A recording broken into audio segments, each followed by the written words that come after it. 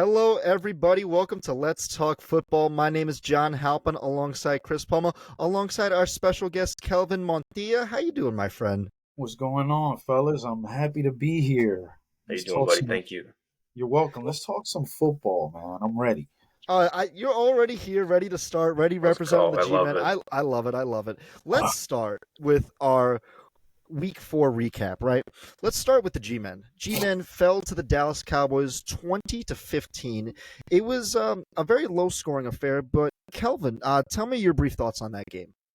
Well, it was a home game, Mhm. and as you guys can remember, last season, Week 1, we got blown out Mm-hmm. by Dallas. It was what, 40-0, Yep. Something like that, yeah. right? This season, Dallas hasn't been playing the best football.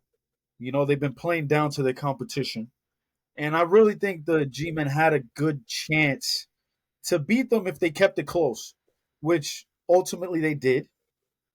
But 88, man, they didn't have any answer for him. They had a rookie cornerback on him. They were missing Adoree Jackson. You know, you could have thrown him in there. And you would think that with the addition of like Brian Burns, they can get to the quarterback better. I think Dak was sacked one time by Thibodeau. Mm-hmm. And with those three guys, Thibodeau, Dexter Lawrence, and Brian Burns, you would think that they can get to the quarterback at will, and it hasn't translated yet. So, CP, you know, CP, what are your thoughts on the Giants? From watching this game, it almost looks like the Giants are becoming tentative on contact. The entire game, they were half a second behind on every snap. They were being pushed around most of the game. I understand the absence in the secondary that they had. But all around, this game was just full of penalties. So while they were defensively keeping themselves in position point-wise, they were hurting themselves with penalties, offsides, roughing, unnecessary roughness, now, too many men on the now, field, illegal formation. do you think that's coaching? Like, what do you attribute that to? We'll get into that because we are talking the Giants this week. There's a lot to unpack with the Giants. I will say, to answer your question, Calvin, personally, I would put that under coaching because penalties are a discipline penalty. Of course. It's if you're not disciplined enough to play properly, you're going to play sloppy, and that's what we see from teams that are penalized frequently. They're just not disciplined enough. But like Palmer said, we're going to be talking about the Giants and really unpacking them this episode with you. So let's I want to just lightly touch on the G-Men, and then let's keep going with our Week 4 recap because there's so much to talk about. Let's move to Sunday's slate of games, starting with the Cincinnati Bengals and the Carolina Panthers. Panthers kept it close, but it was ultimately Cincy's game to win 34-24. CP, are the Bengals finding their groove again? You would hope that with a beating like this on a team that they should have beat like this is a reawakening for them. You know, historically, the past couple of years, they do not start off well. Hopefully this is a change gear for them, but to me, the Bengals light is all but burning out. It's been burning out since last year. Mm-hmm. Kelvin, your thoughts? I agree with Chris. They always do start out slow, but you can only do that so many times. I think Mm-hmm. this is the year that it, comes back and bites them in the behind. The whole Jamar Chase situation, I think, if they would have settled that in the offseason, they may have had a better start. But I don't. I honestly, I got a hot take for you guys. Um, I think that the Bengals end the year at the bottom of the division. Ooh. That's not as hard as it take you think in these parts. Kelvin, I like you, my friend. I like where your head's at. I call it how I see That it. is very plausible. You're telling me that they're going to be worse than the Browns? The Browns have a good defense. They do. They do, and they have a much better defense than Cincinnati right now. Mm-hmm. Cincinnati's But defense, they let a rookie quarterback go off on them this past week. Yeah, with the Washington Commanders, that's right. And it's it's very interesting to see how that's going to unfold too. But man, Bengals, I would love to see them at the bottom of the division. You have no problems with me with No quarrels here. that. We have a phrase here on this show. It's called "fuck the Fuck the Bengals." Fuck So 'em. you're in good company. Yeah, exactly. Thank you. Knew Thank you were good company. Oh man. So let's move on to the NFC South with the New Orleans Saints taking on the Atlanta Falcons and the Falcons pulling away with a last second field goal to steal a win. It's 26-24. Uh Kelvin, who do you like better in the NFC South? The Saints, Falcons, or the Bucks? Who do you like in that division? I'm gonna go with the Falcons.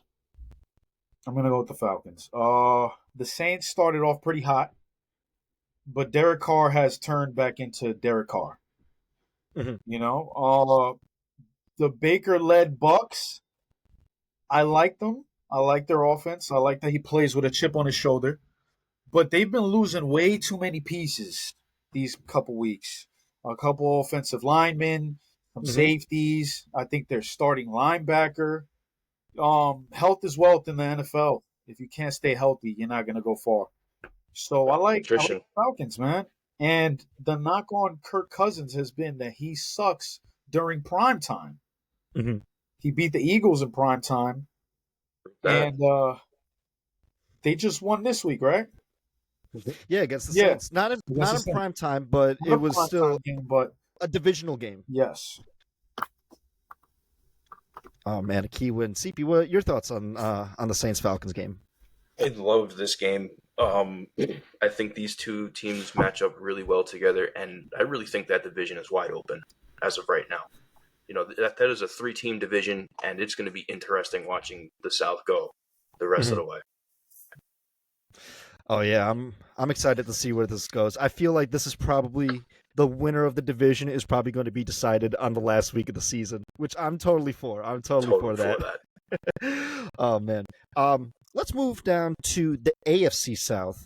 With the Jacksonville Jaguars and the Houston Texans. The Texans coming away with the win 24-20. They did have to make a comeback for this, but CP, we spent a lot of time last week talking with Mikey. The Jags are now the only winless team in the league right now.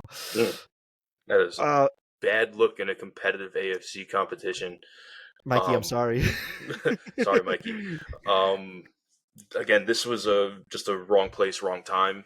An angry Texans team came out. They took a little time to get started. Because you got to go out and compete, and the Jags definitely prepared for this game. That you can see at the very least. They prepared. They are just understaffed to beat the Texans at the end of the day.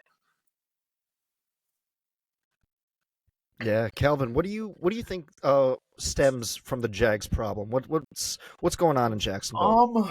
I think the biggest elephant in the room with the Jags is that they paid a quarterback that doesn't look that good, $250 million or something like that. Yep. Yes, And then you bring in a coach that's supposed to be quote unquote a quarterback whisperer, and that hasn't worked out. And then you make a bunch of questionable moves in the draft. So honestly, I don't know what can fix the Jags. I don't know if you can't bench Lawrence. Hmm. You but you can't can't bench. bench him. You can't bench him. They can't run the ball. They can't protect. I think you just got to ride out the season the way it's going, and just try to fix things internally because obviously the coaching is not it. Do you feel that a restructure should be on the table for Oh, Trevor Lawrence? um, I think it's too early for that because what is the message that you're sending when you restructure your quarterback 2 years into the deal? You know, Well, think about this. Every year since Deshaun Watson's been a Cleveland Brown, he's had to restructure his contract. And he's that's been willing because to do so to help build the team. he hasn't played, and then he has this looming Off the legal field issues. situation. Right. So the team definitely has leverage in that aspect when it comes to You're Deshaun valid. Watson. But it's similar where you pay a quarterback to play subpar way too much. I think you gotta give him. You got to take everything into consideration. I would give him a couple more Okay. starts, one more year before I go down that route and start to restructure. Because you gave him the money, you obviously believe in him. Right. Yeah, there's a lot to unpack with the Jags. I hope that they're able to find some answers to a lot of problems soon because the season is not looking good for them. No, definitely not. Let's move on to New York, where the Denver Broncos came into town to play the New York Jets. What an ugly game this was. Broncos won 10-9. But Bo Nix, it was a wild game. Wait, Kelvin, did you see this game? And if so, like, what were your thoughts on this one? I was watching the game, and then there was a point where like I had to like look in the mirror and say, "What the fuck am I doing?" Aaron Rodgers is supposed to be the savior of this team. What the hell is going on? Denver Broncos? The guy's name is Bo Nix. Yep. Big He brother had Bo. 60 yards passing and won the game. He had 60 yards passing. So with the Jets, just really quick, what do you think the problem is? Do you think Aaron Rodgers and Saleh are not on the same page whatsoever? To answer your question, I do not think they are on the same page, but I also think that their problems stem from Brian Douglas, the GM, as well. But there is a problem on every tier of the Jets. But man, there's a lot resting at Aaron Rodgers' feet. But that's just my opinion. But CPO, I know CP's got some strong thoughts on the Jets too. Kelvin, to answer your question, Aaron Rodgers is absolutely part of the problem, but the franchise is just a problem. They haven't been good in 50 years. Aaron Rodgers bringing his baggage from Green Bay to New York to a worse coach. In no world is Robert Saleh a better coach than Matt LaFleur. Mm-hmm. So in no world will Robert Saleh fix the issues that Aaron Rodgers had with Alan Lazard. Because Matt LaFleur couldn't do it. Mm-hmm. So there's a plethora of issues, and I've actually been commenting on the visible on-field frustration that Aaron Rodgers has with Robert Saleh. You don't push your coach. Yeah, that right there was just, especially when they slowed it down and he gave him that side eye. You saw the look. The side That eye. Aaron Rodgers look. There's something more to that. Right. That's not he doesn't like to be touched. That's a don't touch me. And if you can read lips, that he said don't ever call that play again. That's you're not on you can't sit in the same table with us look. Right. It's don't touch me. So you can't do that with your head coach. No, definitely not. Shut up, you. CP, I love you. But there's so much to talk about with the Jets. And man, it's only week 4 heading into week 5. It's like a soap opera. 4 weeks. It's been a crazy 4 weeks, man. The league is drunk. The week is very drunk. But you know how drunk the NFL is? The Minnesota Vikings moved to 4-0 by beating the Green Bay Packers this weekend, 31-21. Sam Darnold is 4-0. What is going on right now? And touchdowns. Yeah, he's leading the MVP race at week 4. It's Sam fucking Darnold. What is happening? Well, I feel he's going to have a stronger case for MVP when the Minnesota Vikings and the Jets fly to London next week to play each other. So the shellacking that's going to come. Oh man, that's going to be an early morning thrashing overseas.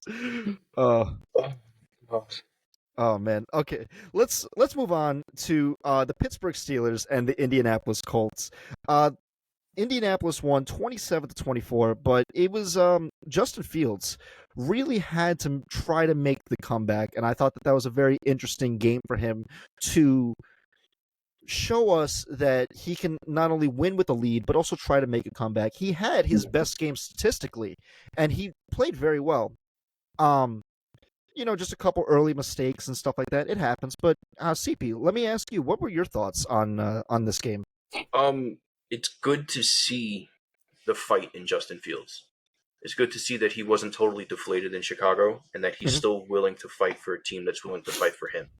Going into this game, we went in a little bit broken. We were 3 starting offensive linemen down. Our starting center, who was the rookie, tore his Achilles at practice earlier in the week, and so he's out for the rest of the season. So we have to deal with that. Isaac Samalo is just getting off of IR from fracturing his foot in the off season, so he may be back come like week 7 or 8. And then we're also down one more that had to move Roderick Jones to right tackle. Mm-hmm. You and I, we spoke off air about that move, that it hurts because now we have no pulling guard. So we are hurt in the big 3 up front when it comes to center, guard, and tackle. It's going to be interesting moving forward, watching Justin Fields come off of this is a good loss in my opinion. A good loss for the team. Feel this and come back and play hard and see what you can do. You saw what you can do when you were undefeated, but see how you guys move forward after a loss. Well said, CP. Kelvin, any thoughts on the Steelers or Colts? To both you guys' points, this was, even though they did lose, this was the type of game that I wanted to see from Justin Fields. Fight. He had some pretty great throws. That 50-yarder he threw to Pickens under Mhm. pressure. He had kind of put the team on his back. What the pundits on TV were saying, that they're making it very easy for Justin Fields to succeed. Mhm. And you want to see your quarterback in uncomfortable situations and see how they react. So even though, like I said, they did lose, but he needed this loss. Mhm. You need to get punched in the mouth sometimes. And Right. they play Dallas this week, right? Yes, at home. Yes, Yeah. So Sunday we'll get night to that. prime time.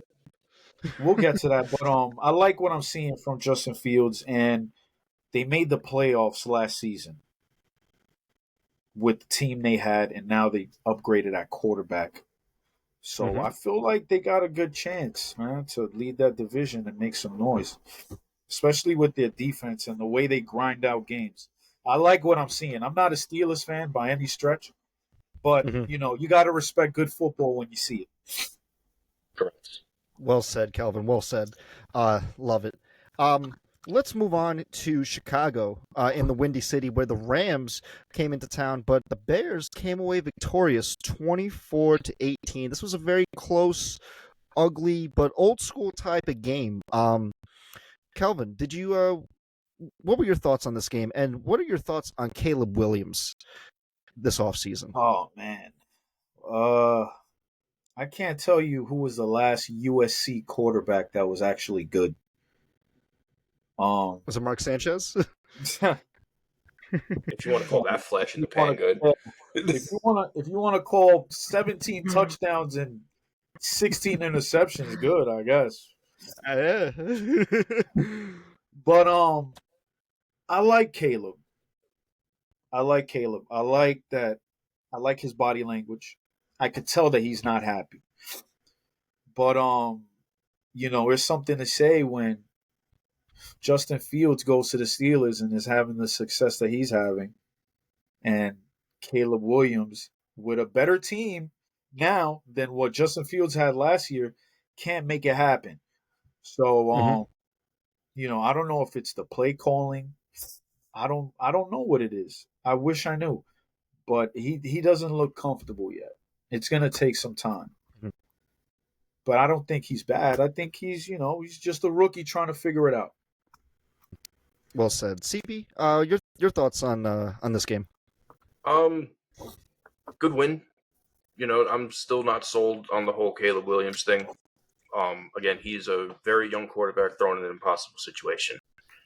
The team is better than they were last year. I'll agree, but I still think his ego needs to be checked. He thinks he's the next coming of a franchise quarterback, and he has a lot to prove. Yeah, it's still very early in his career, but uh, there's a simple formula in the league: winning cures all. So Yes. just keep winning games, and there won't Win be any some games, problems. and you'll maybe change the narrative. We'll see Exactly. what happens. Exactly. Okay, let's move on to Tampa Bay, where the Tampa Bay Buccaneers put on a show against the Philadelphia Eagles. The final score was 33-16, but it was all Tampa all day. Kelvin, I know you probably love to see this against the Eagles, right? Of course. I love it. I hope they lose like that every week. Hell yeah. Oh man, CP, were you able to check out this game? I saw a little bit. The big thing that was the surprise was Washington. I mean,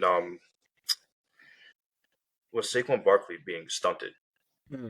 That was the truth of it. Them being able to stunt Saquon Barkley is something we really haven't seen all year. He got a stride in Philly, and this was finally where he met a wall. Yeah. Um, Tampa gave them an absolute shellacking on offense. It really seems like the absence of Jason Kelsey is being felt when it comes to that initial push on the line of scrimmage. Yeah, it's hard to replace the irreplaceable, right? And we've talked about that Right. before. But let me just give you the halftime stats in total yardage. Philly, what was it, -5 by half, and Tampa Bay 255. Yeah, it was all Madden just numbers. yeah, it was absolute just beat up on the little brother type of numbers Right. in That's Madden. like beat up your little cousin because you give him an off controller. Oh, we've all been there. Oh man. Oh, let's move westbound. Let's move to San Francisco, where the Patriots came into town to play the 49ers. 49ers just absolutely thrashed them 30-13. Was this a get right game for San Fran? Kelvin, I'll start with you. I don't want to say necessarily a get right game. This is a team that they have to beat. They have to beat this team, and badly. So there should be no excuse as to why this game it wasn't close. But the Patriots should not be competing with a team that went to the Super Bowl the year prior and is bringing back 97% of the team. Yeah. That being said, uh, I don't know if San Fran can. There's something off with San Fran this year. They're not getting their ball to their best player. Brandon Ayuk has been averaging less than 50 yards for the past 4 weeks. Mhm. And I know they have Jordan Mason now, who's a rookie sensation, but that team revolves around Christian McCaffrey. That's the Mhm. truth. Without Christian McCaffrey, I think this team is dead in the water. I like Purdy, but he's a system quarterback. The stars make him. He doesn't make the stars. So if he's not getting the ball to his best players and he's missing his best players, I don't know how far they're gonna get. Like I said, this is a team they should have beat. And how many scores? By 3 scores? It was 3 possessions, Yeah, 30-13. that Yeah. sounds about right. So Mhm. it didn't surprise me. Yeah, CP, your thoughts on the Niners? Yeah, more so like what Kelvin said. This was a must-win game, and you really should have beat them up. But I'm gonna give a shout out to Christian McCaffrey for right now because there's an undisclosed amount of time for when he will be back. He was diagnosed with Achilles tendonitis in both of his Both legs. knees. Both Achilles, yeah. Yeah. Right. So, 49ers fans, I would not be surprised if Christian McCaffrey did not see the field again this year. And that is the truth. And if that happens, that may be a cut to the throat for you guys as for literal contention with how competitive the conferences are. Yeah, there's a lot of rising teams in the NFL, and CP, like you've said before, this league is only split by half a game. So Right. if you fall behind, it is very detrimental. Hey, I mean, I'm not superstitious, but man, that Madden curse is looking realer and realer every week McCaffrey's not on the field. Right. I got him on my fantasy team. Gee, I'm I'm God, sorry, I'm man. so sorry. I'm so sorry. You got first overall? I had second. Oof. So the guy in front of me passed on him, and I'm like, all right, I'll take him. Yeah, I'll take CMC, and it's like, and here, yeah, Right. Coming off a career year, you think you'll be all right. Yeah, that's painful. I'm sorry. I'm sorry for your loss, No, no. Kelvin. Yo, I'm 0-4 in that league, so yo, I'm 0 for Uh, 2. Holla. oh man. Oh man. Okay, let's move on. I want to move on. Keep westbound. But the Washington Commanders coming to Arizona to play the Cardinals, 42-14. Jaden Daniels has arrived. We're going to talk more about the Commanders. They play the Browns this week. That's one of the games that we're going to be talking about. But Calvin, tell me your brief thoughts on Jaden Daniels and what he's put on. man, this was the game that I was looking forward to all week. Jaden Dan, even though I shouldn't be, praising the Commanders because they're in my division, but damn, this guy's good. This guy's good. And Cliff Kingsbury going back to his old team, proving a lot of people wrong. Mhm. Um, I think that the Commanders are a decent. They're a fun team to watch. It was cool to see the dynamic between both running quarterbacks. Obviously, Jaden Daniels got the win, Mhm. but I can't wait to see what's next with this kid. I feel like he's a more accurate Lamar Jackson. Oof. I mean, stats are pretty impressive right now. I wrote them down. He has an 82% completion percentage so far. Come on, Wow, man. so right now I mean, he's the most it's accurate good, quarterback in but the that's league by expected to far. drop. Yeah. Yeah, I get it. It's unsustainable, but Yeah, man, yeah. But he's been impressive. Yeah. he's locked in with that offense. Him and Mhm. Cliff Kingsbury on the same page. Mhm. Yeah, Washington's exciting, and it's really, really great to see. And I know it's not great to see as a Giants fan, but on the other side of the coin, it's pretty nice. But CP, tell me your thoughts on this game. Simply, it's welcome to the league, Jaden Daniels. I want to see more of this. The Cardinals, they have a so-so secondary defense. So Mhm. if you have any scope of athletic ability, you could probably torch the Cardinals defense. But 42 points as a rookie is impressive. So keep that momentum going. You clearly show that you're ready to learn, and Cliff Kingsbury is the coach that is ready to teach. Um, Keep it going. That team is ready to fight, and they've been ready to fight for years. Yeah, the two really scrappy teams, and you love to see it. It's so great for the game. Let's stay out west for actually two more games. The Kansas City Chiefs come into play the Los Angeles Chargers, a very low scoring affair. It wound up being a very close game, 17-10, but it was pretty much 10-10 for a long stretch of the game. But Rashee Rice, I'm sure we've all seen the reel of Patrick Mahomes absolutely obliterating Demolishing his legs. Rashee His Rice's own knee. teammate. It's man, we Rashee Rice, we hope you get better soon, man. That's rough. But man, this was the Chiefs are just kind of losing players due to injury or due to whatever. So their wide receiving core is really getting depleted. And if they're really relying on Patrick Mahomes, they don't have Isaiah Pacheco anymore.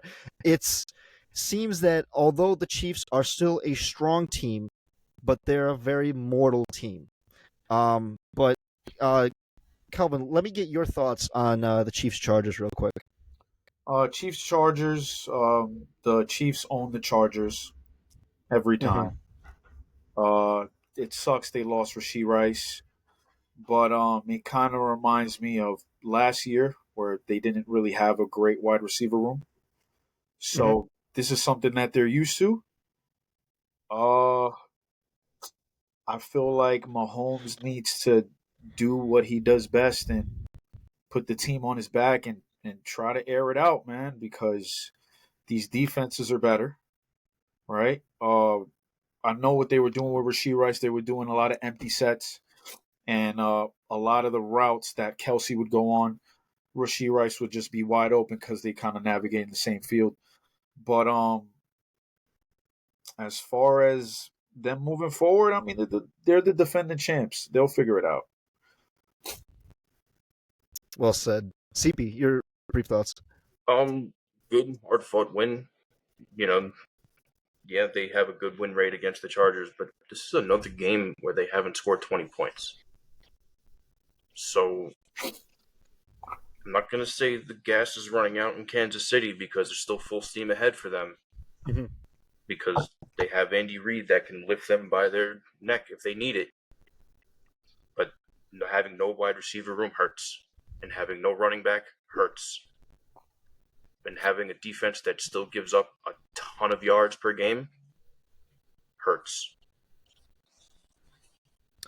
Yeah, it's going to be very interesting keeping an eye on the Chiefs going forward. They play next Monday night against the Saints in Arrowhead, so we'll keep an eye on that game. Let's stay out west for one last game. The Cleveland Browns coming to Las Vegas to play the Raiders. 20-16 was the final. Raiders took the win. This was a very just ground and pound game, but I think the bigger story with the Raiders is, where is Davante Adams going? That seems to be the big question. CP, do you have any ideas where he's going to land? As of right now, I think there were 3 front runners, and one of them was the Jets, one of them was the Commanders, one of them was the Browns. As of right now, those are the 3 top landing spots for Davante Adams. Now, I've also heard whisper of Pittsburgh looking at him.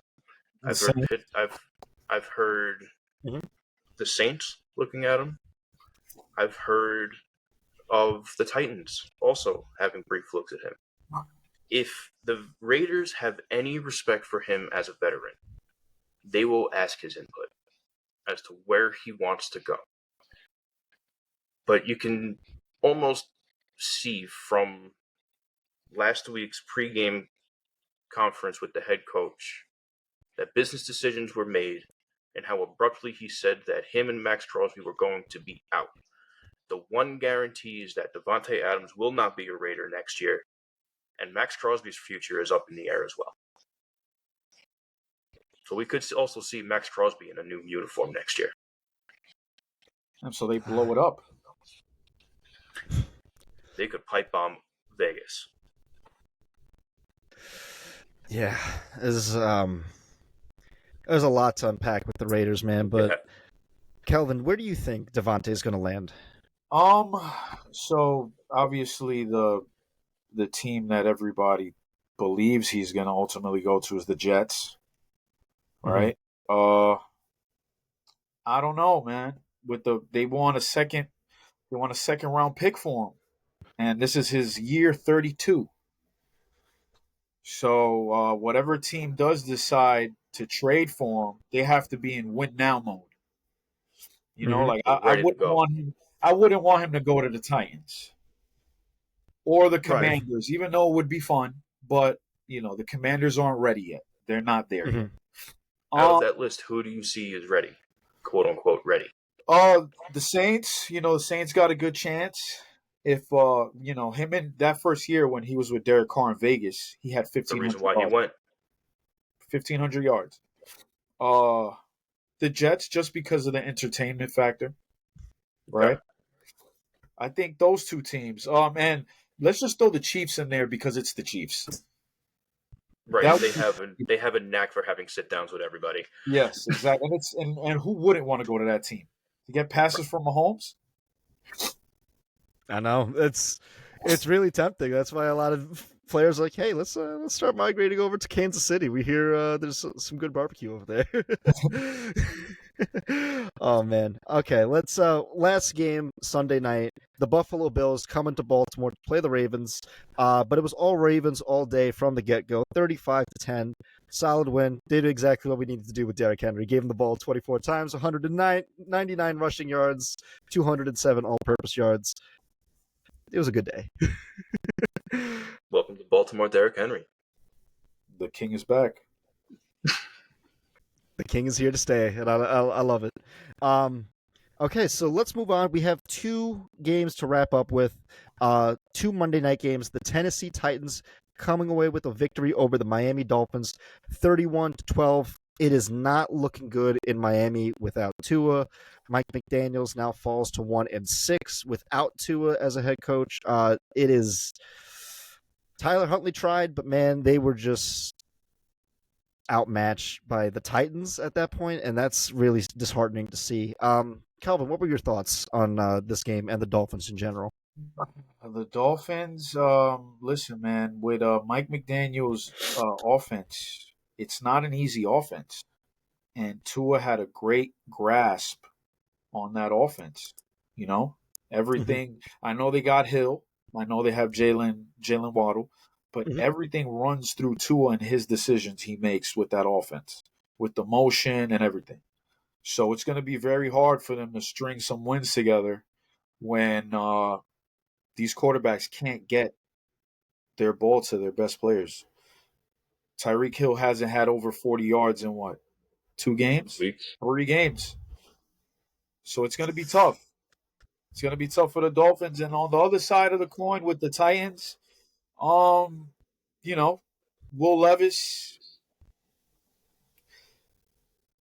Will Levis is Levison, man. You see the Will Levis. he's Will Levis, and I like him because he plays like he has a chip on his shoulder. But dog, you made it to the NFL. You don't have to prove anything to nobody. Just take your normal reads and play football. You don't have to throw bombs all day. Mason Rudolph is not the answer long term, but he got the offense clicking. They got some continuity. So I mean, I guess you ride that out until you tell Will Levis to sit down a couple weeks and you go back to it. In my opinion, I respect it. CP, what are your thoughts on the Dolphins and the Titans? Good strong win from the Titans. I agree that Mason Rudolph is not the long-term answer. What you see is what you get with him. He's a good segue quarterback for when you're trying to figure it out.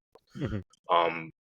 Know that from experience. We've used him more than one occasion when he was going to be the segue. I don't really buy into the Will Levis thing. He plays with emotion, but he plays with too much emotion. He needs to hone that. And he needs to not get so in his emotions that it starts to make his play downgrade. I keep thinking about that clip with his coach. What the fuck are you doing? Exactly. And again, you're on national TV as a professional. You need to know how to keep professional, because the last time that we heard of a high value player starting to get over emotional, it was OBJ. Yeah, but let's not When he's compare Will Levis to no, no, Obi. no. I'm not comparing the two. I'm talking about you are in a high profile position and you need to earn your keep or you're gonna leave. You get frustrated, you get over emotional on the sidelines, you find your way off the team. I think they still believe in him a little bit. They just need to sit him down. He's a loose cannon. They got to pull that string. Yeah, they do. But when he's Levison, man, when he's on, he's on. That's a 70-yard bomb. You can throw it a mile, but you can't pitch it 20 feet. Oh man, there's a lot to unpack with the Titans. But hey, we'll keep an eye on them going forward, as well as the Dolphins as well. Last Monday night game, the Seattle Seahawks coming to Detroit to play the Lions. Lions ran away with it. It was 42-29. But man, CP, I know you love to see this. Dan Campbell and the Lions biting kneecaps. I know you like to see this. It's good to see them fight, but again, I like the Seahawks too. They're a scrappy team, but they walked into such a hostile environment in Detroit. As of right now, I think the Detroit stadium is probably the most hostile environment to walk into in the league right now. I don't think there's a crowd louder right now. Detroit Man, fans are hungry. They're ready. That's why they're biting kneecaps, because they're hungry. Fucking Dan Campbell. Fucking Dan It's Campbell, I fucking love great. it. I would go to fucking war for Dan Campbell. I want to have a beer with Dan Campbell. Yes. Yes, he's one of the bros. Oh man, hey, Dan Campbell, the Lions, keep doing what you're doing, man, because it is so great to see. So, anyway, guys, that is our week 4 recap. There was so much to unpack and there's so much to talk about, but we brought our man Kelvin on for a reason, because we want to get his take on the New York Giants. So, the Giants go to Seattle this week to play the Seahawks. This is going to be a very tough environment, but Kelvin, I'll just ask you. Tell me, what are your thoughts with just this game and just the Giants in general, man? Just Let it all out, man. All right, man. Figure it out, man. Let's go. To be completely honest, this is going to be a tough fucking game. We haven't faced the offense this good since the Vikings. The Vikings is a good offense. They have a great offense. Mhm. Ryan Grubb has Geno Smith throwing the ball 50 times a game.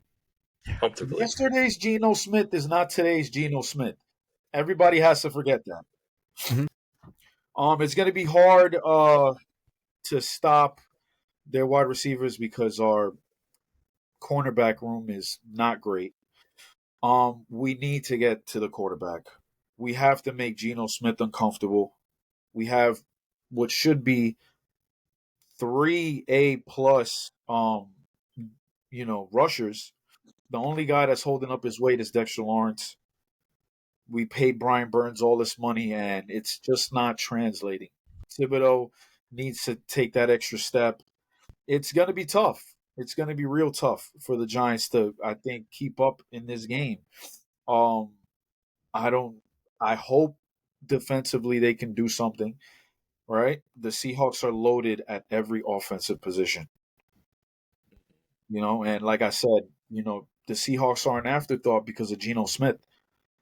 Geno Smith is good, right? Daniel Jones, I feel like he's managing the game. He's doing what he can. But if you're not scoring touchdowns, it's going to be really hard to win. I'd like to see him run a little bit more. Mhm. I don't know if we have Malik Neighbors this week because of the concussion protocol. Mhm. But like I said, it's going to be a tough game. I don't know who emerges on our offense as someone we could rely on. But I'm still rooting for my team. That's all I can do. Well said, Kelvin. Well said, my friend. CP, what are your thoughts on the Giants and this game? They have a rough stretch ahead of them, and it starts in Seattle. And to answer your question from earlier, yes, it has to do with coaching when it comes to their preparedness, and it comes full circle when you're talking about these players needing to take those extra steps. They can only go as far as the coaching will allow them. I understand they're stellar athletes, they're professionals, they know how to go and make a play. But if they're not prepared for the worst, how can they anticipate having to go outside of the worst to make a play? If they can't prepare fundamentally, then how can they be expected to do the exceptional? The team is struggling with fundamentals. They're struggling keeping 11 men on the field. They're struggling from going off sides. They're struggling from 10-yard passes, so how can you really expect 30-plus yard passes to go down the field? And it's a trickle effect from management to coaching, and now you're seeing it translate on the field. You have a couple of great pieces on defense. Thibodeau is a good piece. He has a lot of developing to do. He's like a Bud Dupree, in my opinion. He has a lot of potential, but he also is at like a crossroads where his career could go two different directions. It could either go down where he becomes an all-pro linebacker, or it could go down the road where he Yeah, becomes a floating free agent yeah. journeyman, Jadeveon Clowney. Jadeveon Clowney. But that is, in all due respect, that has to do with an ACL tear in his rookie season.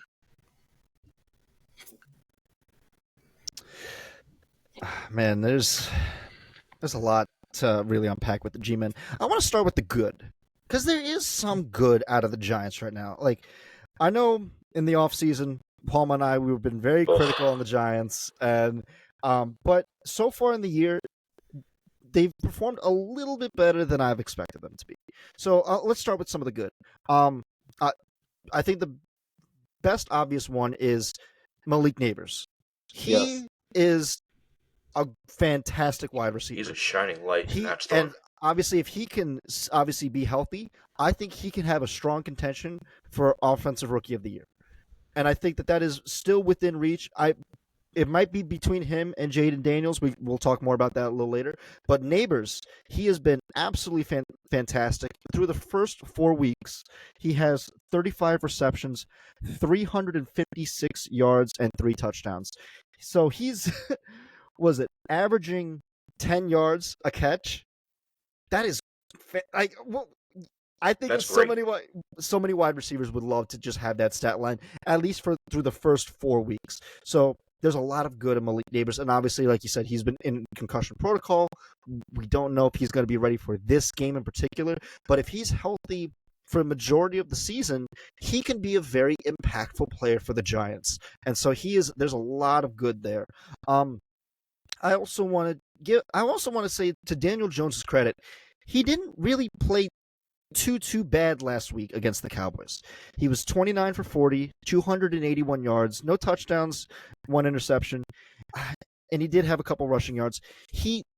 That's probably what you can ask the best out of Daniel Jones, right? Just play clean, keep it close, and just try not to lose us the game. And honestly, if one of those field goals was a touchdown, they would have won the game.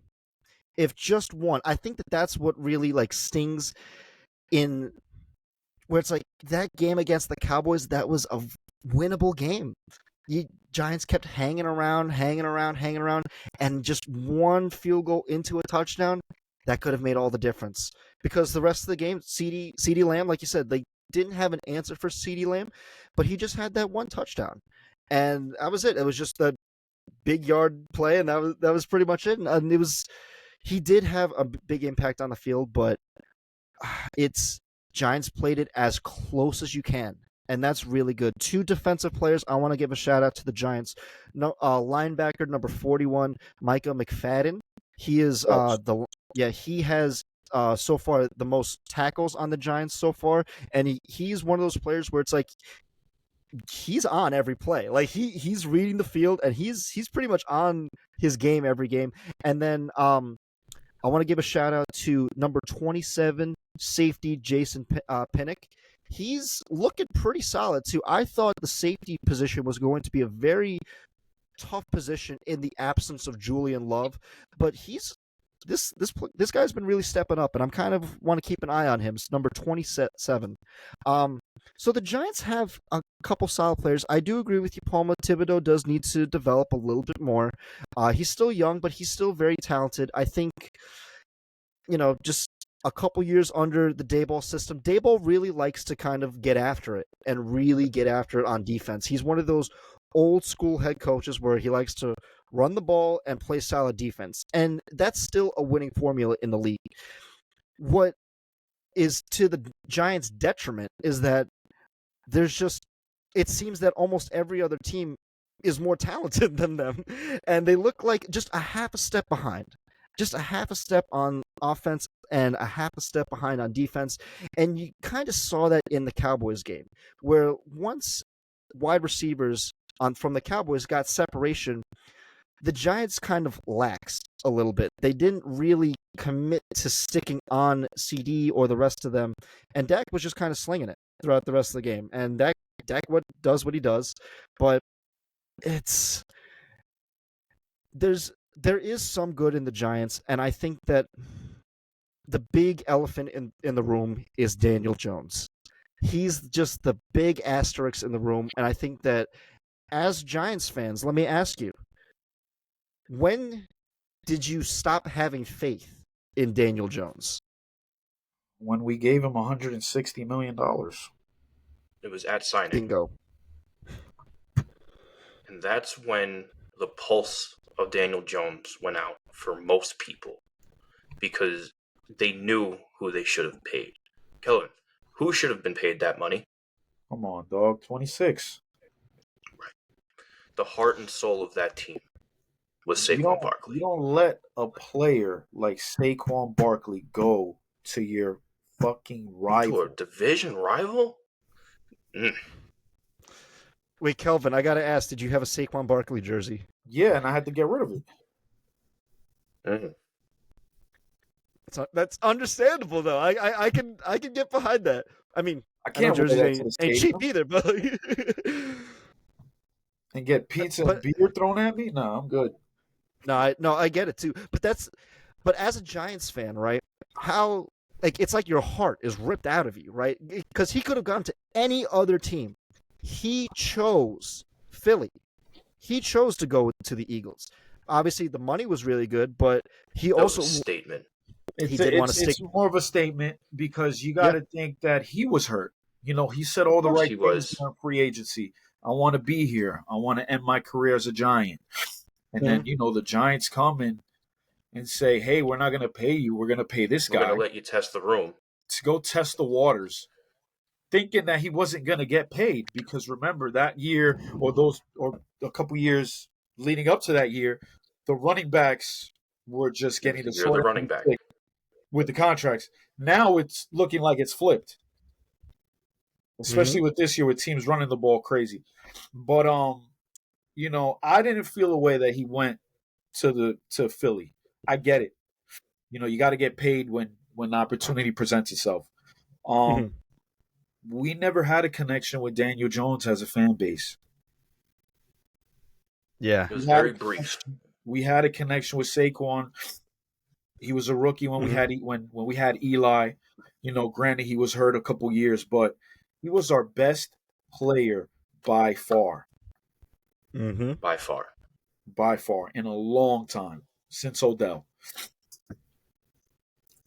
Yeah, that's the thing too, is like Saquon, it's he's one of those players where like when he's on the field, you He's a have to game game plan changer. for him. You have to game. What was it in the last 2 years? Because like you said, he's been injured for the last couple years.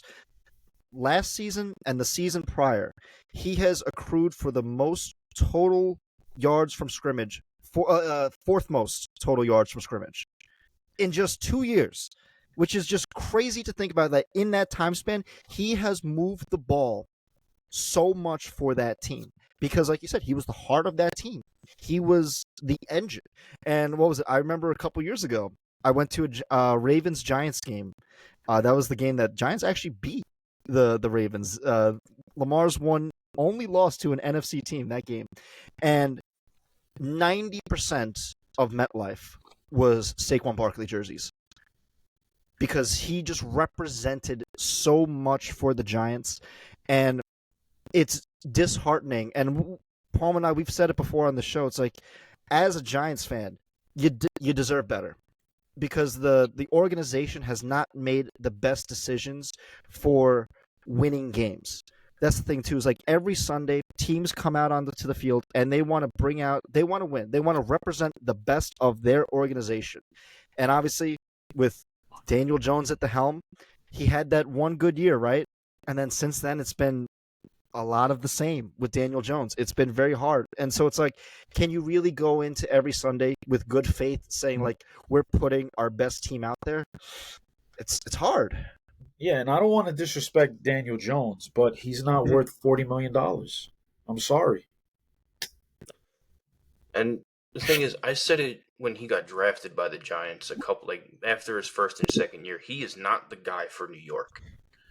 And I believe Kelvin, you and I actually spoke about this that I told you he was not the guy for New York. He could be the guy somewhere else. It's all about the culture and how much help the team needs at that given time. And they need much more than a quarterback. That's their problem. They really need to hunker down and they need to figure out where to start, and it starts in the offensive line. Offensive The line is big. the biggest issue that both Halpin and I had this year with the Giants was the fact that they did not draft or pick up a single lineman in the offseason. They ran it back with their entire starting roster. Actually, no, because they let go three With, starting linemen. with some free agents. Granted, their offensive line, their pass protection has been better. Okay, Daniel Jones they has went up time to make throws, so it's not right, a but they have no not a complete disaster up front, but it needs to be a lot better on every front. They've increased a little bit when it comes to pass protection. They have no zone running. They can't do read option. They can't pull. They can't do a lot of things that fundamentally offensive linemen as a unit should be able to do. It's true. It's that's the one big thing too. You remember 2 years ago when the Giants made the playoffs and they won that playoff game in Minnesota? They did that on a ground and pound offense with Saquon, but it's generated because Brian Dable had that offensive line playing to the best of its capability. The holes were there. The holes were there for Saquon, and he ate them. He ate every single hole that the offense gave him. And now it's unfortunate that it's just there's a lot that has happened in 2 years. And it's unfortunate that that 1 year was the only really great spot with Daniel Jones and Saquon together. The rest of the time, Saquon's been hurt, Daniel Jones has been hurt, and they never really got right except for that just 1 year. And it's unfortunate because it's like we seen like the capabilities of that team too. And even still like the remnants of their playoff team still lingers there. They have still a lot of great talent, like we just discussed before. And right now, I'm looking at the stats. The Giants' defense, they have so far in the first 4 games, 15 sacks, which is fantastic as a defense to have collectively. 1 interception, 3 forced fumbles. Not too bad. You mean you could improve in that area, but 15 sacks. Dable likes to get after it. 5 of those sacks came from the Browns game. Yes. Get after it real good against Cleveland. Oh yeah, because oh man, we'll unpack that beast right there. But yeah, that's a drawer right there. But Brian Dable's philosophy is winning in the trenches, and that's indicative to winning for the Giants. Is winning in the trenches both defensively and offensively too, and it's just upsetting that it feels like offense has just felt like a neglected side of the ball for the last couple years. I mean, maybe I'm wrong. I mean, I feel like they tried. We took Kadarius Toney a couple years ago. Mm-hmm. He was supposed to be our wide receiver 1. We took Wan'Dale Robinson. He was hurt his first year with an ACL. I just think that sometimes you just gotta, like you said, focus on the offensive line and then worry about everything else after. Mm-hmm. You got to be able to protect your quarterback. And if it no push up front, you lose. Yeah, and if it takes being ass a couple years, at least we're building towards something instead of trying to, make splashes here. I like the Malik Neighbors pick. He's a dog. Good pick. Thank God. But would I have been mad if they would have went with Joe Alt? Probably Absolutely not. He's a starting center. I think he's a left tackle. Left tackle. Sorry, tackle. Sorry. Yeah, I mean, it's funny too because this is the Giants and the Seahawks this week, right? We're bringing it back together. Giants play the Seahawks very tightly. They play them very well in Seattle. This game could be very close, but it's also funny too where it's like Geno Smith. Right now, he currently leads the league in passing yards at 1,182. This is so far the best Geno Smith that we've seen too. And now, Kelvin, let me ask you.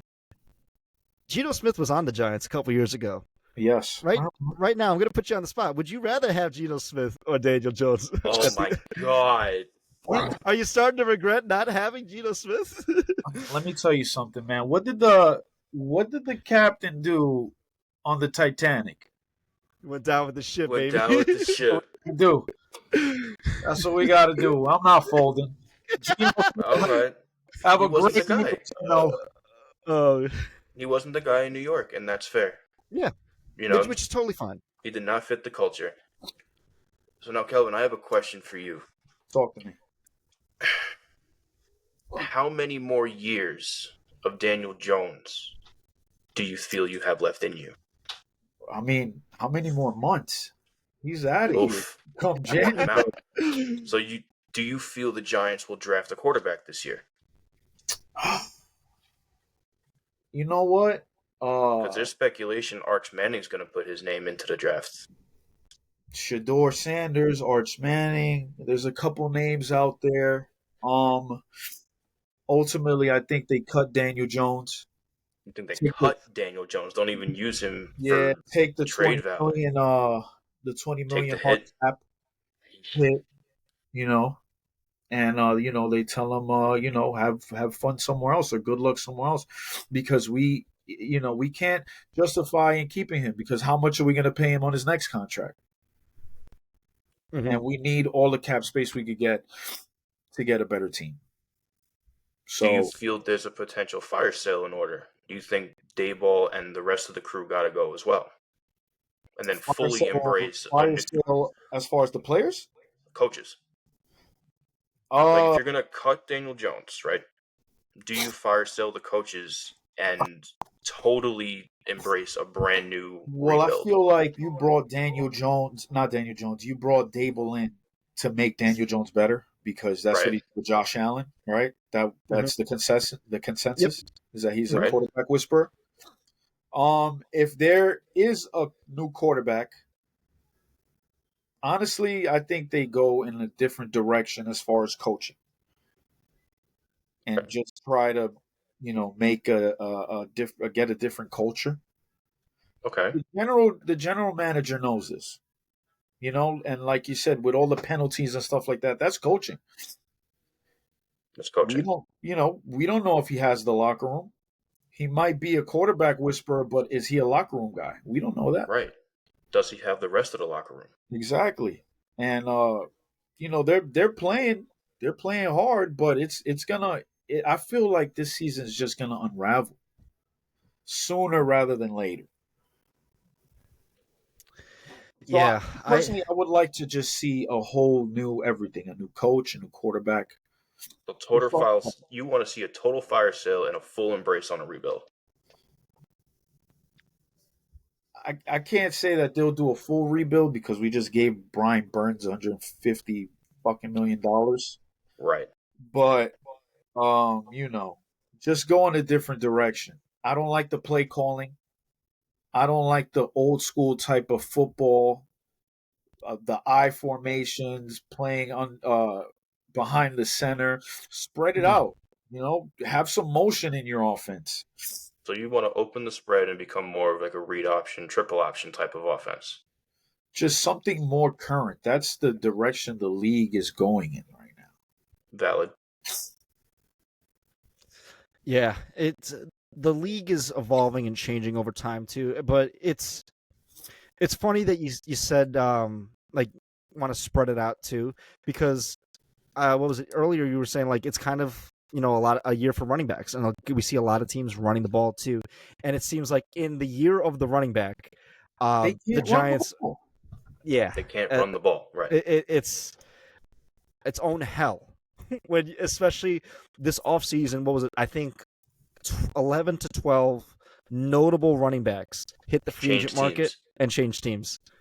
Like we're talking like obviously Derrick Henry, Tony Pollard, Saquon, Aaron Jones, Josh Kareem Hunt. Jacobs, Kareem Hunt, Austin Eckler, like so many moving pieces, and Giants got Devin Singletary, which And he's gave not. him 26.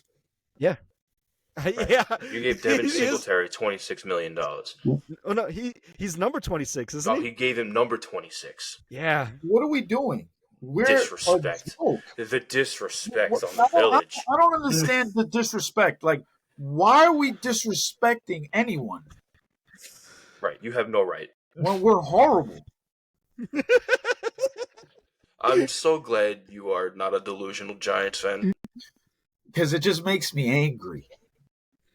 Like, you gotta think, but the way my mind works is, I go into like the meeting when they ask Devin, "Do you want to be number 26?" And he's like, "Yeah, I do." Why would you And even then ask that question, though? Oh my Like, god. how do you ask that question? Do you want to be anything but 26? What's your number?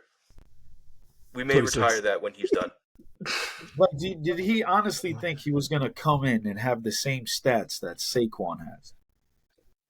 It's you immediately put yourself in a position that you can't succeed because you're never going to be enough now with that number on.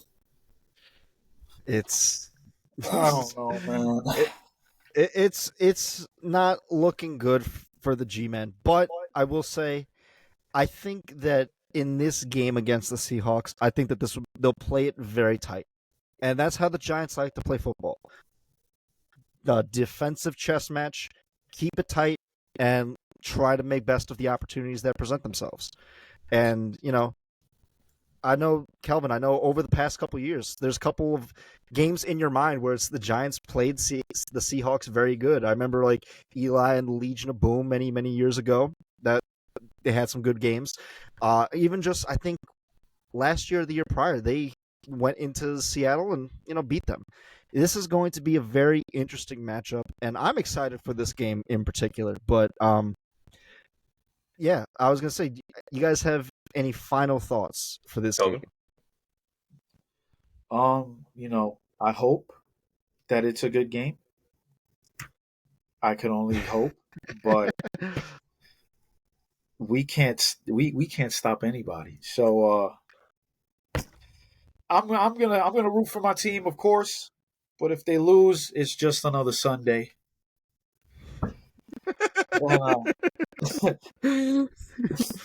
I'll probably take off my Giants hat and put my Chiefs hat on right after the game. Oh man! Oh man! Oh, a man of many hats. Oh man, CP, any final thoughts on this one too? This game is going to come down to who's more physical, and that's really what it's going to come down to. Both teams, they like to get after it. The Giants have shown that they want to be physical, but they're not necessarily the best at being physical. But the same thing on the Seahawks defensive side, they have a hard time completing tackles. And you see people go for one-person tackles. That doesn't work in the league. You got to have 3-4 people on one person on the ball carrier. That's just, again, it's fundamental mistakes and things like that are going to make or break this game. It's going to be the most disciplined and the most unified team is going to win. Yeah, I'm really looking forward to this one. I think this is going to be a great game to watch. Okay, so that is the first game that we wanted to talk about this episode. Let's talk about the second game. And Chris Palma, you picked this one. It was the Cleveland Browns and the Commanders. Now, Kelvin, I am curious about your thoughts on Jaden Daniels, but I want to give it to CP first because he had his eye on this one, and I'm excited to know why. I did have my eye on this one because this is a tale of two teams. Mm-hmm. You have Washington, who you and I have had a soft spot for years since Ron Rivera was coach. That is true. I watched Chase Young go there. I thought he was going to be the star in Washington. He takes plays off. But he was like the beginning of a domino effect that turned into the team that we see now at Washington, which is just a scrappy team that plays for 4 quarters straight. And now they have a quarterback who has a pulse and athletic talent. So they can move on from Sam Howell. I really enjoy this matchup because of Jaden Daniels. I think with that offensive line on Washington, if they can hold up Myles Garrett, because they're going to have to double team him all night. All night. It's just no getting around that. But I think Jaden Daniels can break through that secondary in Cleveland. And then on the flip side on Cleveland, you're seeing more and more visible frustration with Deshaun Watson with that team. Now, I've been saying it for a couple of years. That team wins in spite of Deshaun Watson. They do not necessarily play better with him on the field. They haven't. The Browns signed him to that deal on a wing and a prayer that they were going to bring back the single-season Houston Texans Deshaun Watson. And it simply hasn't happened. On the field, off the field troubles. When he's on the field, he causes a lot of trouble too. Throws balls out of the way. He's inaccurate. He doesn't read his progressions properly. And the offensive line's a problem too because they have no running back. That whole team is a shell of what people thought it was going to be. And Washington is one of those teams that are coming through the ashes of years of turmoil from the Dan Snyder years. And here they are now, and they're ready to fight, and they're ready to win games. And Cleveland is far from ready to win some games. Oh man, Kelvin, tell me, what are your thoughts on this game? The Browns, the Commanders, all of it, man. Well, sorry to burst your guys' bubble, but I got the Browns winning this game. Ooh, Nice. I got the ooh. Browns Okay. winning this Okay. game. At the end of the day, Jaden Daniels, he has been lighting it up, but he is a rookie quarterback. Mhm, And the one thing teams like to do against these college offenses is mhm, slow the game down. So I see a heavy dosage of run plays. I see a lot of Jerome Ford. mhm. Who's the other running back they got? Devonta or Donta, what? Devonta Foreman. Devonta Yeah, it's about to Foreman. form. There's going to Mhm, be a heavy dose of that. Um, Amari Cooper looks like he's back. mhm, So I didn't stop believing in Deshaun Watson.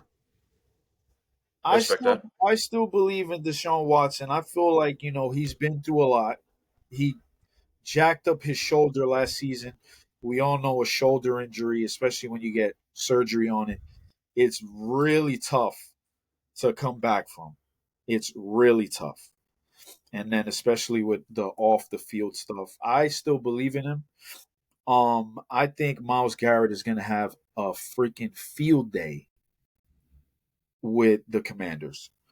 mhm, Um, He absolutely could. their corners, Denzel Ward is still top 10 in my mhm. opinion.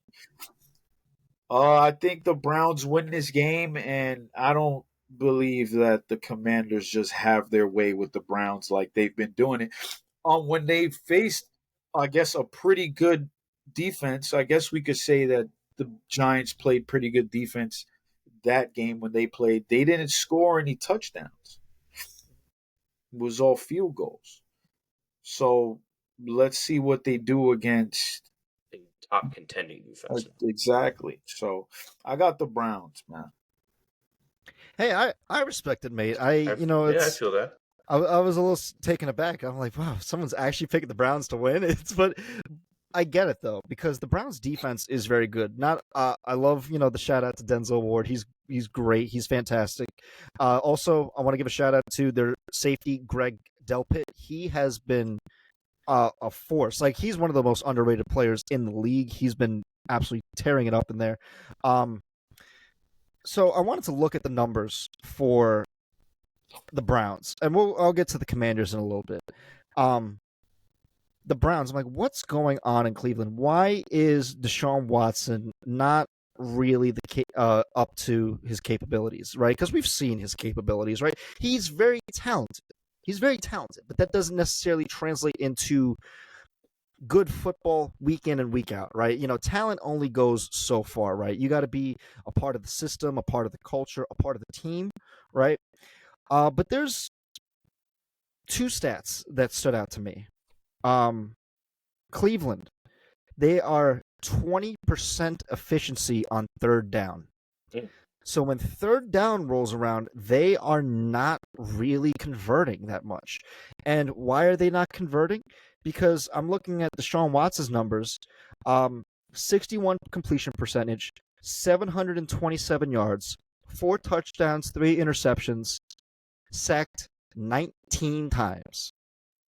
And right there, I think we have a big red flag for the Browns. It is hard to win games when your quarterback is getting sacked about 4 times a game. that is hard because the Giants did before. They sacked Watson, what was it, 5 times that 5 game? times. Cleveland's offensive line is not what it has been in years past. When many years ago, when Kevin Stefanski first came to the Browns, he kind of inherited a very talented offensive line, and they kind of, in those last years with Baker, were really at their peak because Baker had a fortress of an offensive line around him. He had the first or second best offensive line at the time. Now, Watson's barely able to stand up behind there. He's not getting enough time there. And it's not for a lack of trying. Like you said, Amari Cooper, he's still an amazing wide receiver. I think 90% of the league would love to have Amari Cooper, right? And Jerry Jeudy, he's really proven to be a good tandem. with Amari Cooper. Jerry Jeudy actually leads the Browns right now, 197 yards, 1 touchdown. Cooper 148 yards, 2 touchdowns. So it's okay. So Watson's seeing them. He's seeing them downfield. He knows what they're capable of. But it's unfortunate when he's not able to have that extra second, that third second to throw the ball. And it's, when you're on 3rd and 9 or 3rd and 10, you kind of have to run the ball because who's not in the backfield? Nick Chubb. Nick Chubb's not in the backfield at the moment because he's still injured. I did see reports that he was, I think, practicing. He returned to practice as I think it was as of today. I want to say, this week. Yeah, he has 3 weeks to get onto the roster. He's going to miss the rest of the season. Yeah. So, I mean, I like Nick Chubb as a player. I think he's a fantastic running back in the league. But he's not there, and his absence really looms large because Jerome Ford and Devonta Foreman, they're good running backs. They're solid, right? But I think that Nick Chubb, you get the same production from both of them as you do with Nick Chubb, right? Like he's just a whole beast in and of himself. He's like he's like a player you need to prepare for. Exactly. So when I look at the Browns, I think Watson still has a chance to make something this season, right? It's very hard when it's the AFC North, right? It's one of it's like the hardest division in football, right? Like the Steelers are 3. That division, I thought that I would never see another division as toxic as mine. Hell yeah, baby! Toxic, baby! Toxic, man. We're a 4-team division through and through. I will say though, but in your division too, let's flip it to the Washington Commanders. Now, obviously, the Cowboys are going to get, their 9 to 10 wins, right? Cowboys are going to cowboy, and then they're going to choke in the playoffs, right? Eagles, they'll fly as far as Jalen Hurts, takes them, but they've had a trouble with turnovers as of late. And now the Commanders are emerging. And like you compared Jaden Daniels to Lamar Jackson before, I think that is to Washington's benefit, man. They have an electric quarterback that they can really rally behind. Now, I was also looking at the stats for Washington. Obviously, Jaden Daniels, 82 completion percentage, 897 yards, 3 passing touchdowns, 1 interception, 218 rushing yards, and 4 rushing touchdowns. Dude can play. That's Lamar Jackson-like, if I've ever seen it right there. But, Kelvin, let me ask you, with the status of your division and the emergence of Jaden Daniels thus far, how do you see the Commanders shaking out the rest of the year? How do you see this playing out? They're going to be exciting. They're going to put up points, but they're also going to get punched in the mouth a couple times, which is needed. Yeah, so that's bound to happen. But I like everything I'm seeing. I don't want to go out and say that they have the best quarterback in the division yet. I would not say that. It's way too early. But I wouldn't say that either. It's great when you got like a new guy coming into the league and is making a name for himself. So I respect the sport. Absolutely, man. It's just really great to see in Washington because Washington is one of the rare teams that they actually have 5 offensive players with over 100 yards receiving. So Jaden Daniels, he's not just looking at Scary Terry. He's spreading it out. He's really opening up the field, which is really hurts defenses, right? Because, if you're a cornerback or a safety and in coverage, you're playing zone or you're playing man, and Jaden Daniels, or you have a mobile quarterback that extends the plays, that's hard. That's really hard on defenses to do that. And we see even the best of defenses get gassed. And it's hard to, really stay on top of that. But I think looking at this, I'm like, Jaden Daniels and, like I said before, Malik Neighbors, like those two, personally, I think one of those two, depending on how the season goes, could be Offensive Rookie of the Year, man. It's looking very electric. in the NFC East. That's a word for it. Yeah. Nothing electric about my team.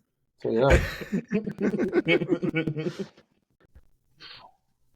I mean, sometimes the electricity finds the ground, and the Giants may just be the ground short. I'm Hey, kidding. maybe the I'm short. kidding. That's harsh. I'm kidding, mate. I'm kidding. Jeez. I'm kidding.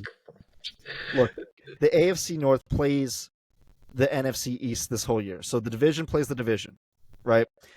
I think that for any team to really come away with a win on either side, it's a tough fought win, because again, 2 years ago the NFC East was the NFC Beast, and what was it not last year, but AFC North, it's a very tough division. These games are hard fought, physical games, just the way Chris Palmer likes it. Physical games. Yeah, this is going to be a hard-nosed, blue-collar, physical football game. This is a game that is really good for the sport because it brings back the north-south zone running. It brings back the line of scrimmage fights. When it comes to the linemen, you need to have the real workhorses and dogs on the line of scrimmage to win this game. And again, it's going to come down to the most prepared team. Who is prepared to make a play? Who is prepared to be the most disciplined guy on the field? Who is prepared to do what's needed at every given point? Agreed. Oh, absolutely. And Kelvin, I do want to say I do agree with you. I think Washington is really going to have to really come up with an answer on how to stop Myles Garrett, because he is a game wrecker for the Browns. Yeah. Like, he's one of the best defensive players in the league right now, right? And if they don't have an answer for Myles Garrett, it's going to be a long It's gonna be day a rough day. in Washington. So I 100% agree with you on that. But man, this is going to be a great game to watch. Any final thoughts on this game?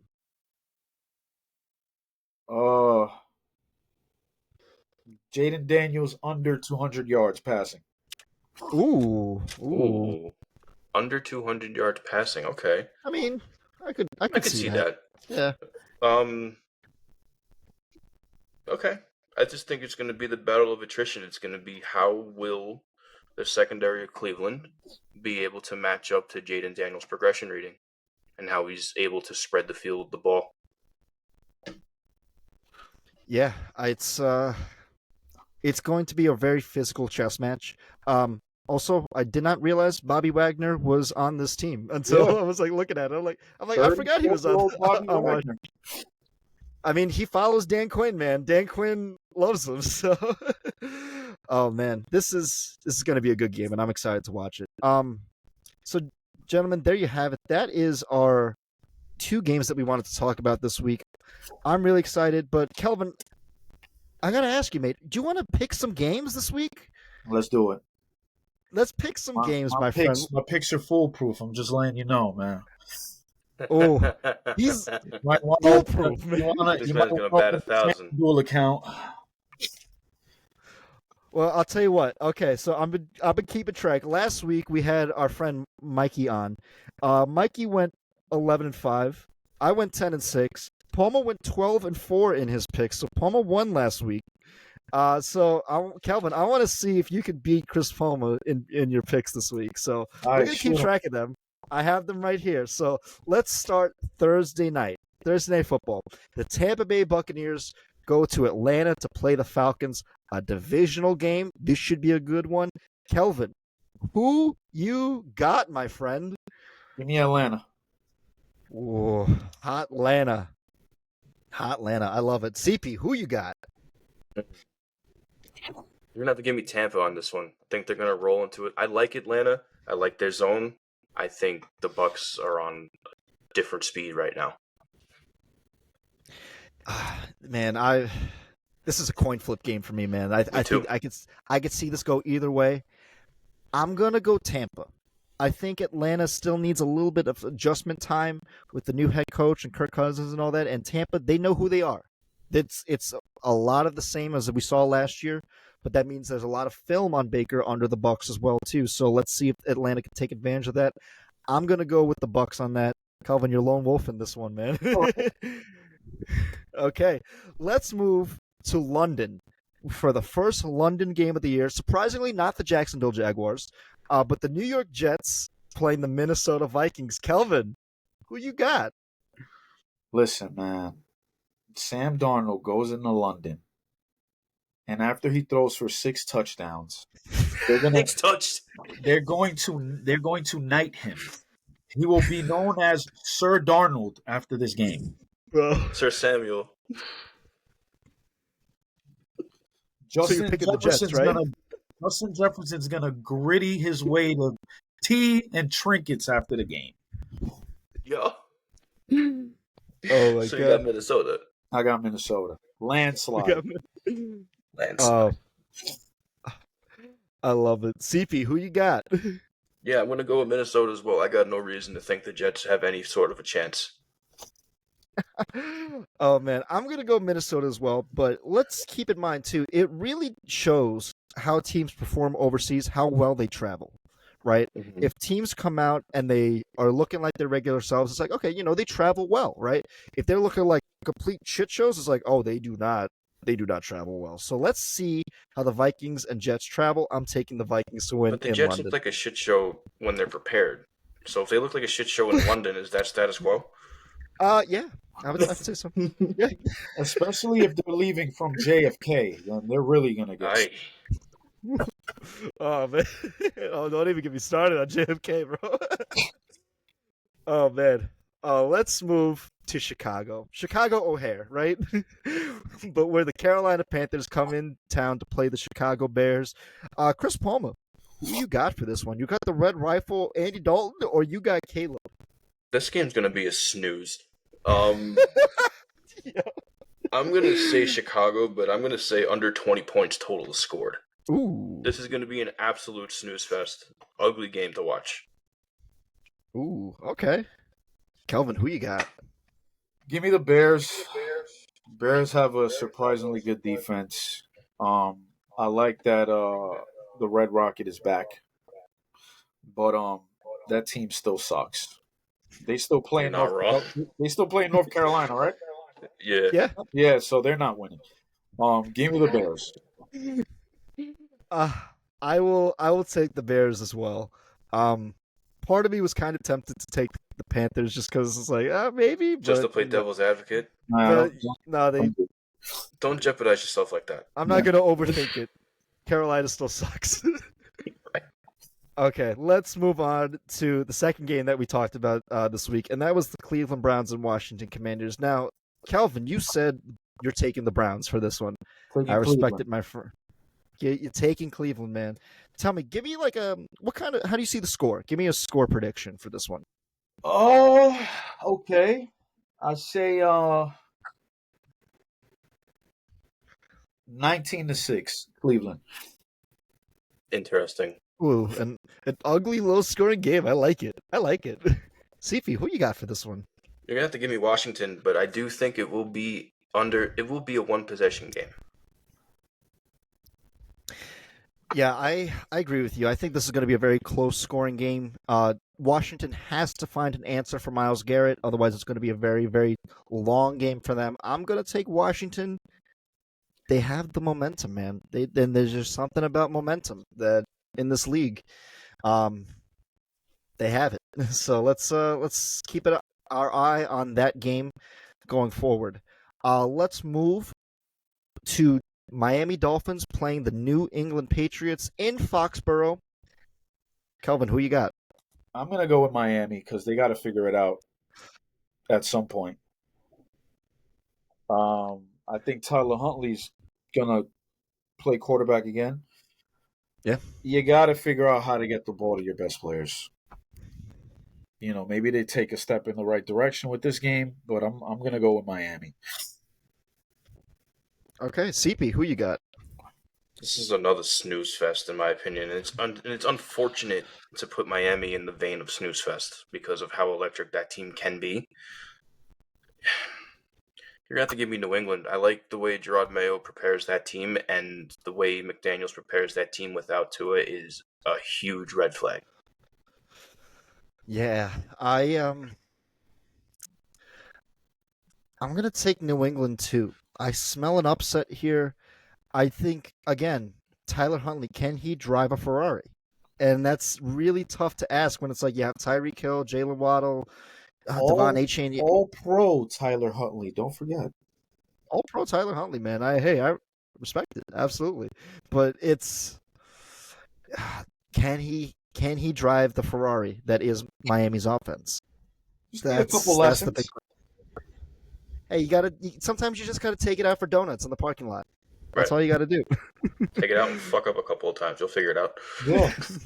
You might bring it back with the fender. Just don't bent total with it. the- Just it'll come back with a den, but we'll buff that out. We'll buff that out. No. Oh, I love it. Okay, let's move on to the AFC South. We have a divisional game: the Indianapolis Colts against the winless Jacksonville Jaguars. Chris Palmer, I go to you, my friend. Who you got? Sorry, Mike. Gotta give me Indy. I have no reason to think the Jags have a chance to beat Indy right now. Yeah. Oh man. Kelvin, who you got, my friend? I'm taking the Jags. Ooh. I respect it. May I ask why? Any given Sunday. That and who's playing QB for the Colts? Is it Flacco? As of now, I believe it's still Flacco. Yes. I'm taking the Jags, man. Even though they're 0-4, I like the players better. I like Brian Thomas Jr. He's a dog. Mm-hmm. Travis Etienne hasn't had the start that he should, but he's a playmaker. I'm taking Jags, man. I don't feel like they're gonna right the ship, but they're not gonna go winless. This is a game that they need, and I feel like one, right? Gotta win one. Gotta win one of them. I mean, everyone else has a win other than them. I do agree with you. I do think that the Jags will not. They won't be winless, but they're not winning this game. I'm taking the Colts. They'll eventually get a win. Ain't this week. Yeah, that's a tall order. And in a divisional game, hey, anything could happen in a divisional game. And you're at home, so hopefully your fans come out. Whoever's left. Oh man. Okay, let's move on to what could potentially be the game of the week. The Buffalo Bills going to Houston to play the Houston Texans. I just saw Chris Palmer's face. His eyebrows just kind of raised. He was like, "Ooh, juicy." CP, I know you're kind of salivating this one. Who you got? Potential shootout here, man. This could be fucking sick. Give me Houston, but this is gonna be a tightrope of a game. First turnover wins. Kelvin, who you like for this one? Who you got? Man, this is tough. You got Josh Allen with the team on his back against the guy they shipped out of there because they right. Oh, I forgot it's a revenge game for Diggs. Right, it's a revenge game for Diggs. I'm going to go with the Bills. Okay. He's gonna walk into Houston and win. Good shit. Oh man, this is a tough one, man. This is going to be a really good one, and I hope this is broadcasted for people to see out of market games. But man, this is it could be a shootout. It has the absolute firepower to be a shootout. I don't think it will be, but I think it will still be a great game to watch regardless. I'm taking the Bills to win this one. But maybe this is not the last time that these two teams see each other this year. No, this has a see you in January vibe. Definitely. That'd be so great to see. Love it. Okay, let's move on to Cincinnati, where the Baltimore Ravens come to play the Bengals. Obviously, I'm saying my Ravens. Of course, I'm taking my Ravens. That goes without saying. Fuck the Bengals. Kelvin, who you got, my friend? I think Lamar is angry. Like He, I think he's he like is. he's fed up. He's not satisfied. No No, way. definitely He's not. not I satisfied. think they go into since they're playing at Cincy, Yeah, they're playing in Yes. Cincy. Mm-hmm. playing in Cincy. I'm taking the Ravens, man. My friend, I knew I liked you, my friend. CP, who you got? I'm taking the Ravens. But if you let them get another step of momentum, so fucking help us. We Oh, cannot let them get ahead of steam. And they took their first step. Block them before it becomes a stride. I hope, man. I hope. I will say, what was it? Joe Burrow's? I think he's 0-3 against Lamar when he's Mm-hmm. on the field. So Joe Burrow hasn't beaten Lamar yet, but I think this is. Oh man, I'm gonna be sweating this game. I'm gonna be really sweating. Game's gonna be rough. It's gonna be rough. Okay, let's move on to a game that I won't be sweating: the Las Vegas Raiders and the Denver Broncos. Um, Kelvin, who do you like in this game, the Raiders or the Broncos? What's the Raiders' record right now? They're So both the Ra- 2-2. They're yes, 2-2. yep. For both of them. Give me the Raiders. Ooh, I Okay. like, I like. Minshew madness, baby. Give me the Raiders. With all of this going on with the trade, the Devontae Adams trade, I think that coach goes into that locker room and says, "Fuck whoever's not here. We're here." Okay. I like it. I like it. CP, who you got for this one? You have to give me Denver. You're coming into the Mile High City. You're losing your number one. Young coach has to get a grasp on whoever's left in the locker room and quick. Yeah, I'm gonna take Denver as well. I think that they they have the potential to be a really solid team on both sides of the ball, but there's they're not quite there just yet. And the Raiders, I think there's a lot of distractions with the Raiders right now. Just a lot of distractions, and that's hopefully that doesn't get into the players' heads. But um, man, the Raiders have had the Broncos number for the last couple seasons. But I'm going to take Denver on this one. I think they'll come away with a win. Moving on out west to San Francisco, the Cardinals come to play their division rivals, the San Francisco 49ers. Kelvin, who you got for this one? I'm gonna go with the Niners. I'm gonna go with the Niners. I like Arizona. I like Kyler. I like Marvin Harrison. But that team is missing something, and I can't quite put my finger on it. Um, I feel like this is another game that the 49ers come and take care of business. Just business as usual. They're a great team. They should have no problem beating Business as Arizona. usual. CP, who you got? Um, I'm gonna go with San Francisco as well. They should have no reason where they shouldn't beat Arizona, but I'm gonna watch this one a little bit more tightly for Arizona's sake. I feel like they are missing a blindside tackle and a tight end. I think those are the two biggest focal pieces that they miss with a read option playbook.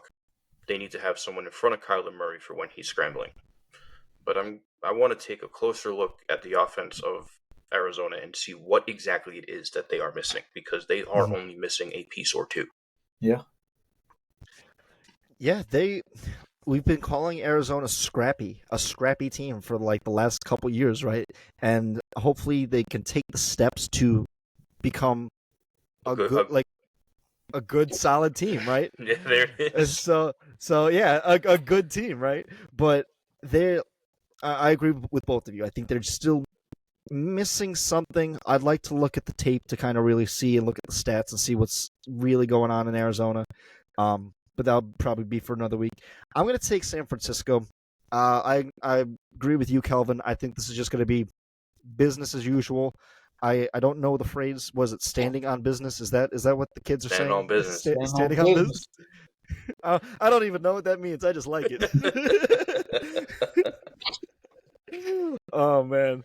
Okay, let's move on to obviously the game that we dove right into this week: the Giants and the Seahawks.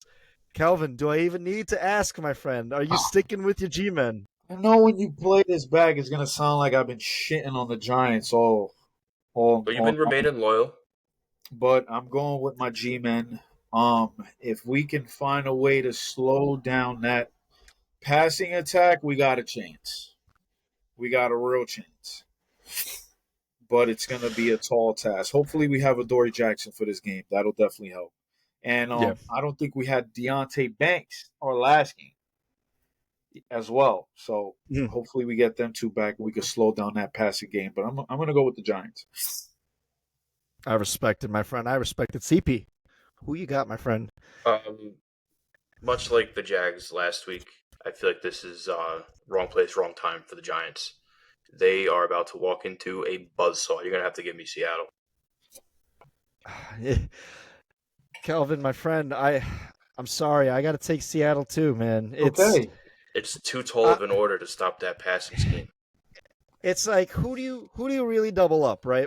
DK Metcalf, Tyler Lockett, or you stuff the box for Zach Charbonnet and K9. There's no it's hard because you stop one and then one gets free. It's really tough because Seattle has a lot of depth. But I do firmly think that this is going to be a very close game. The Giants play Seattle very well over the years. Doesn't necessarily matter who's head coach or who's the personnel. They just know how to play in Seattle.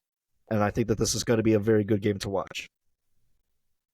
Oh, man. I'm sorry, Kelvin. I let you down, my friend. You picked my Ravens. I didn't pick your Giants. Don't worry. Oh, man. We'll see. We'll see on Sunday. We'll see on Sunday, man. Hey, business on the field on Sunday. Oh, man. Okay, let's move on to L.A., the Green Bay Packers and the Los Angeles Rams. Ooh, this is a very tasty game. I'm excited for this one. CP, who you got for this one? You have to give me Green Bay. And Green Bay should win this one with very little trouble. Ooh, I like it. I like it. Kelvin, who you got, my friend? Man, give me LA. Ooh. All right. Calling upset over here. I see you. Give me LA. Sean McVay, right? That's who's Matt LaFleur is the coach of Green Bay. It's a great matchup coaching wise. Yeah, well, he's from the Sean McVay tree. You're right. You don't bite the hand that feeds you in the NFL. You know? So give me LA with the win. Oh, man. It's so weird. I'm looking at this game, and it's like I have not thought about this one, and I'm looking at it. I'm like, I can just flip a coin. Gun to my head, I'm taking Green Bay on this one. I think with the injuries on LA, especially, with Cooper Kupp and Puka, those are two really big names that are like really missing, but yet the Rams are they're still lethal. They still have Stafford. They're still very lethal. I would not be surprised if the Rams won this game, but I think the Packers might have this game. So I'm going to take Green Bay on this one. Okay, which leads us now to the Sunday night primetime game, the Dallas Cowboys against the Pittsburgh Steelers in Pittsburgh. Chris Palmer, who you got, my friend? Well, let's be clear on one thing. The Cowboys are coming in without Micah Parsons and without Trayvon Diggs. Yes. So and D-Law. Oh, that's true. And DeMarcus Lawrence. So their trio on defense is not there. You're going to have to give me Pittsburgh, and it may get ugly. Kelvin, my friend, who you got? Do I even need to ask? He's going to go Dallas. This is the game, right? Where the media starts saying, give Russ a chance. Dallas is going to come in and take care of business. And you think one game's going to change the narrative? The NFL is a league of narratives, my friend. You know this. Wow. So you're taking the Cowboys? I'm taking the boys, even though I shouldn't. Impressive fashion, apparently. I'm shocked. I am genuinely shocked. I saw it with the smile on his face. He was going for Cowboys. You I know who you are. Oh man! Oh Make wow! some hot takes, man. But wait. What about fuck them boys? What about fuck them boys? Yeah, fuck the boys, but I'm trying to win this little competition we got going on with the picks. Oh, he's trying to Oh, get more picks than me. That's his oh, problem. okay. Don't worry. I'm keeping track. Don't worry. I, much like to what CP said, the absence of Micah Parsons, D-Law, and Trayvon Diggs, that is big. That is very, very big. I'm going to take the Steelers on this one too. Although I think that this will be another really close game. Cowboys offensively, they still find a way to move the ball. And Dak, as much criticism as Dak gets, he's still a solid quarterback in the league. But that he's going up against one of the toughest defenses in the league. TJ Watt. You have to have an answer for TJ Watt. Otherwise, And Alex Highsmith. And Alex Highsmith. And Nick Holcomb. So, like, pick the poison. Just name the whole damn team. You know you want it. Okay, so I ain't gonna do it, but you got to pick your poison on that defense. Hey, it's a tall order for any team to go into Pittsburgh on a Sunday night because Tomlin, he is going to have his team prepared. It doesn't matter if you're the Cowboys, the Chiefs, the Ravens. It doesn't matter. Tomlin is going to have his team prepared. I'll take the Steelers on this one. So that is our games for Sunday. We have one more game to pick, and that is the Monday night game. The New Orleans Saints going into Kansas City to play the Chiefs. Gentlemen, I'm just going to take the Chiefs just outright. I have no reason not to, but I will move it to Kelvin. Who you got, my friend? This is tough, man. This is tough. It seems like every week the Chiefs are losing someone, but they still keep winning games. Yeah. They're playing at the Saints? Like Nope, in Arrowhead. In In Arrowhead. Arrowhead? Yeah. Oh, Taylor Swift's going to be there. Chiefs, hands down. They're going to show Taylor Swift on the Jumbotron 20,000 times. Kelsey's going to finally score a touchdown. It's set up for the Chiefs to win. So Travis Kelce's gonna break the tight end drought. He should. CP, who you got, my friend? Yeah, no, this should be it. And it pained me to say this, that this is probably going to be a roll. The Chiefs are probably going to roll the Saints. But they're just lethal in Arrowhead in the beginning of the year. And they're already 4-0, so this is just going to be a steamroll. Yeah, it's really tough to play the Chiefs early on in the season. Andy Reid, again, much like Mike Tomlin, has his team prepared. I think if this was in New Orleans, this might have been a very different, like we would have a different feeling for this game. But being that it's in Arrowhead, the bright lights, Kansas City and Mahomes, they love to play under the bright lights. So Chiefs, there it is. So that is it, my friend. That is our picks for the week. Oh, I can't wait. Kelvin, thank you so much for coming on, my friend. Yeah, thank you so much, my friend. Anytime. There you have it, folks. There is our picks for the week. We spoke the Giants. We spoke the Seahawks. Please leave a like, comment, subscribe.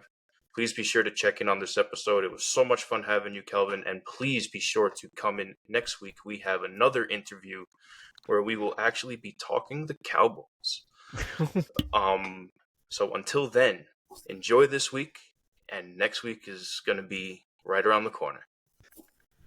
So once again, Kelvin, thank you so much for joining us. You're welcome to back anytime, and we'll catch you. Guys. And we'll catch you Appreciate next it, week man. on Let's Talk Football. Thank you.